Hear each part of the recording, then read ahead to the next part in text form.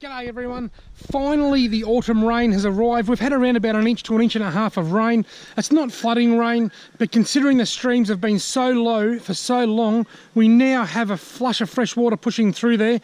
Could there be a better time to chase a trout in a small stream?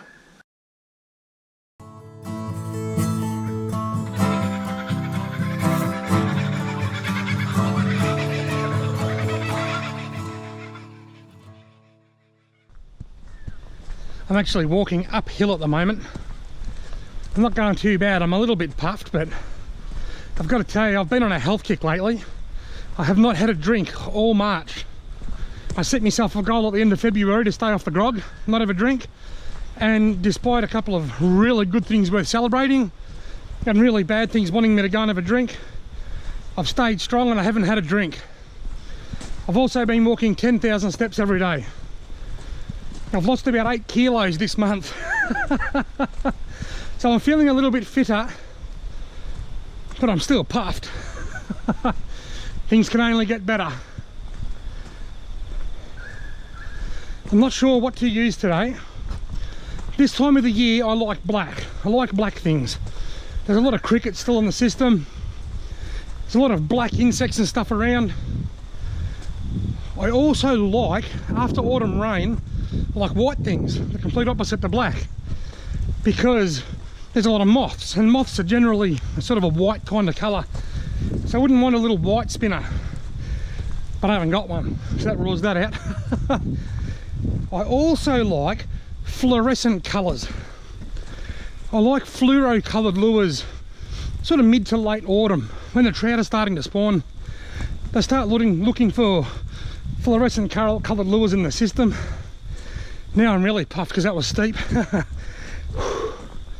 Anyway, so what I'm going to do today, I've decided to go fluorescent. I've got a fluorescent orange Wardens Rooster tail. I'm going to start with that. It's probably a bit earlier than I'd normally go fluorescent, but I'll give it a crack. I'm puffed, can you tell? If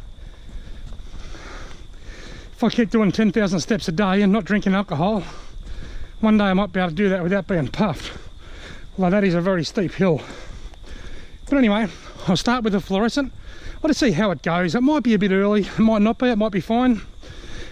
The fresh rain could put a bit of colour in the water, which could make the fluorescent lure stand out a bit more.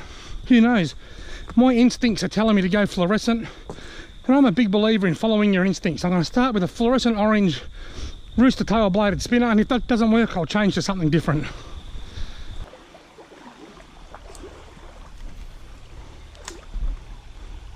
Got him.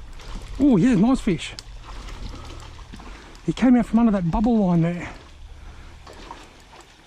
Lovely brown trout, eh? The orange has paid dividends. I've had a few other strikes, now I finally caught one, and he's a ripper. Come here, buddy.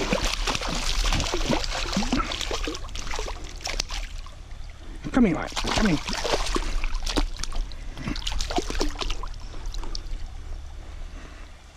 Look at that. What a lovely brown trout. But I'm going to get a real quick photo of you with my mobile phone.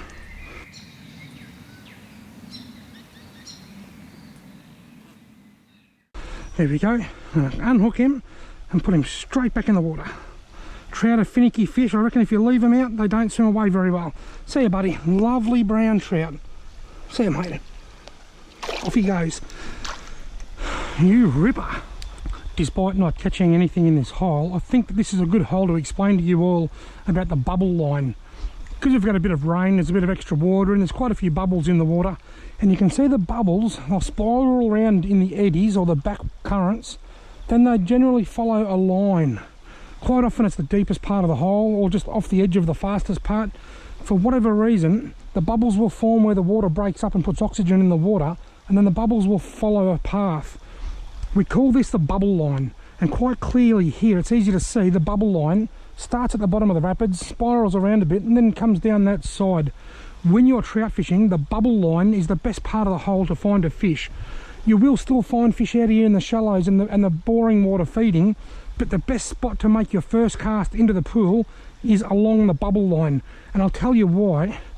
because if the current is naturally pushing the bubbles along that line, then it's going to naturally push the grasshoppers along that line and the crickets along that line, and it's going to push the worms along that line and whatever other insects are in the water. It'll probably even push a pike along that line. The bubble line is where the fish are going to be hiding, and that is the best spot to make your first cast. Now, for those of you wondering what's a pike, well, last time I bought one it was $4.50 with sauce. Make sure you make your first cast into each hole along the bubble line, folks, because that is a power tip. How does that sound? We'll call that a power tip. Oh, look, a little trout just jumped right in front of me. I wonder if he'll take me spinner. Oh, he jumped out of the water chasing it. Did you see that? He chased it and then jumped out of the water to try and hit it.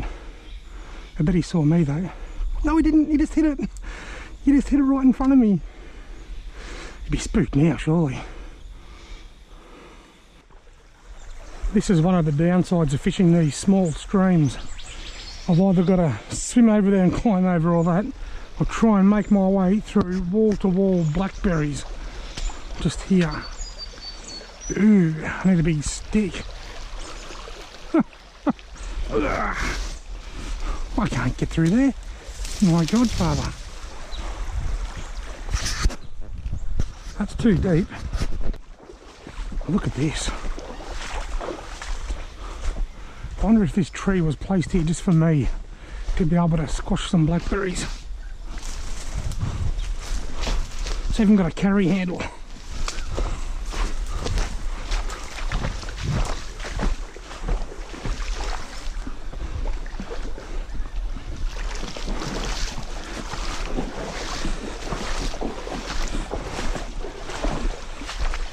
I'll put my fishing rod way over here, out of the way.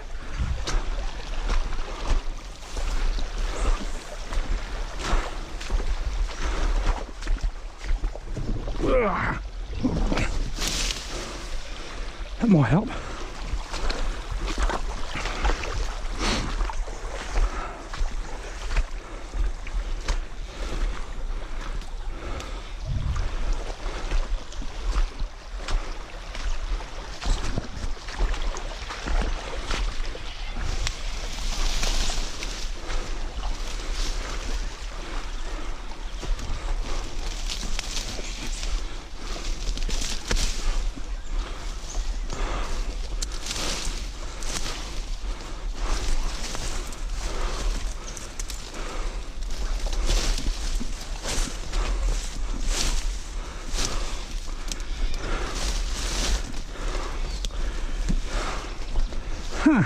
That worked.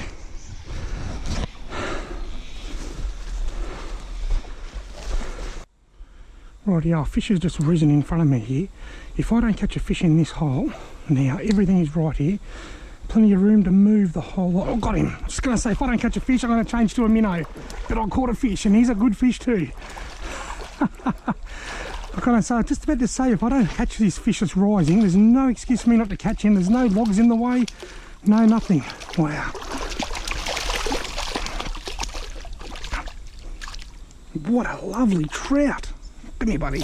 You are a ripper. Look at that. He's got to be over 40 centimetres long, that fish. He is a ripper.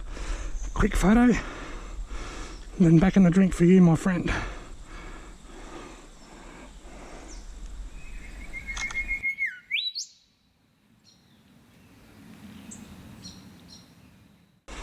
You know what, mate?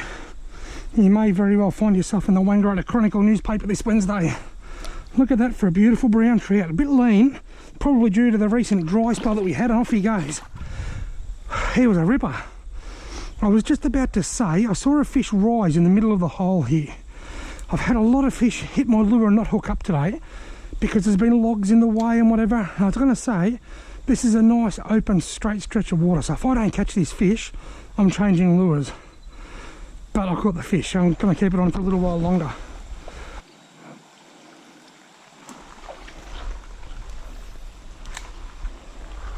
Got him! Yes, baby!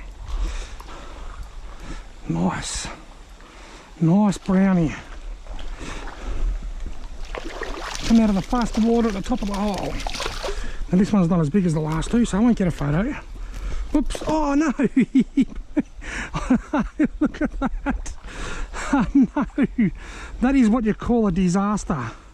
That trout is swimming around now with my orange rooster tail in his mouth. Whether it's operator error because the knot wasn't strong enough, or the fact that I've just caught a couple of really nice trout on that line, for whatever reason, there must have been a weak spot in the line. I've been fishing for the last hour and a half, I suppose. It's very rocky. It could have run up over rocks and frayed. It could have been teeth from the fish, but for whatever reason, something's gone wrong. As my Chinese friend would say, some ting wong, he says he swam off with your lure in his mouth.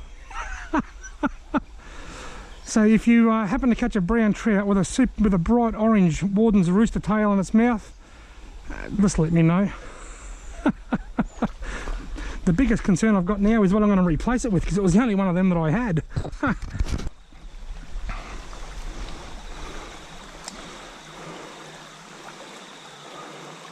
Got him. Oh, look at this little weenie one.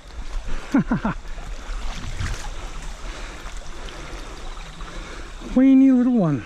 Tiny, beautiful little brown trout on this sort of white and brown rooster tail spinner. I was only thinking to myself earlier, it seems like I'm seeing a lot of fish feeding that weren't interested in the orange lure. But when I found big fish, they were. It's like the bigger fish, the orange is attractive to the larger fish, but not the smaller fish. And just catching that little trout there now sort of reassures that. Sort of confirms what I was already thinking. Have a look at that. Wow. It's only about 13 or 14 degrees. Can you see that black snake?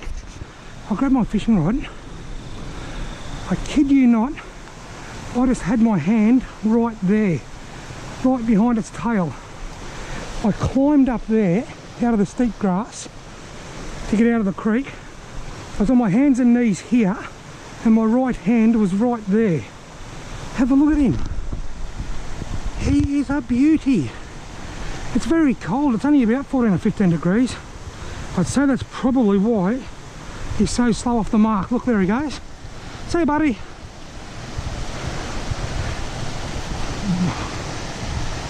That is so cool. Snakes like warm air.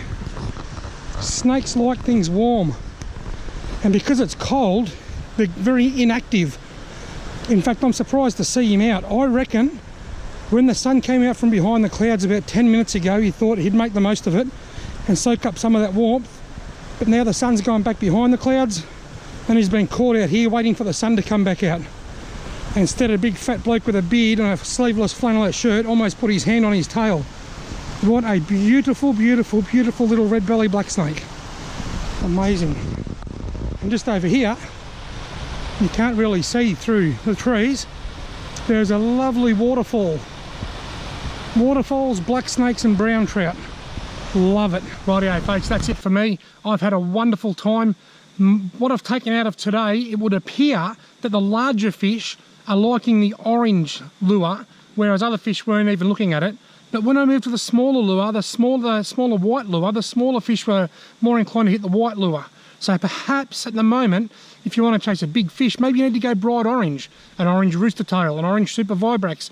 I've got a bright orange wild bait minnow, an orange spawn, striped tiger nymph.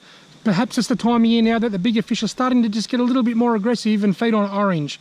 I don't know, but for whatever reason, none of the small fish took an interest in my rooster tail, my orange rooster tail, but the larger fish were hitting it really hard. And then as soon as I put on a lighter coloured rooster tail, I caught a small fish. The other thing I'm taking out of today is that don't be complacent in the cool, damp weather this time of year. There's still plenty of snakes around. He was slow off the mark, but he was an absolute beautiful, beautiful little red-bellied black snake. Now, one really important thing that I want to say to people. In my last video, I made a joke about making explosive prayer mats. And I seem to get a lot of racist comments, which I've had to delete, and I apologise if I've deleted your comment. But the joke was mentioned pretty much only for a joke, to make people laugh. And in this video, I talked about a Chinese friend named Some Ting Wong. There's no racism in it. I don't mean to be racist. That's just humour. There's a difference between racism and humour. Anybody that knows me will be able to tell you with 100% confidence that I am more embracing of multiculturalism than probably anybody you'll meet. I am fascinated by multiculturalism. I love people from other ethnic backgrounds. I work with a few Indian people and they're wonderful. They're all easygoing and polite. I am not at all racist. That joke about the prayer mats and today's one-liner about something Wong were merely just a one-liner to make people smile. Stop being so sensitive, but please do me a favour and don't leave racist comments on my videos, please. Otherwise I will have to delete them, because I don't like that. Racism isn't cool, folks. Fishing's cool, snakes are cool, and I've had a great day. Thank you very much for watching. I'm feeling better. I was feeling a bit unwell last weekend, so I went to the doctor and I said, I've got a sore chest and a hot temperature. He took a blood test and said, you've got the swine flu. And he gave me a tube of ointment and I was fine.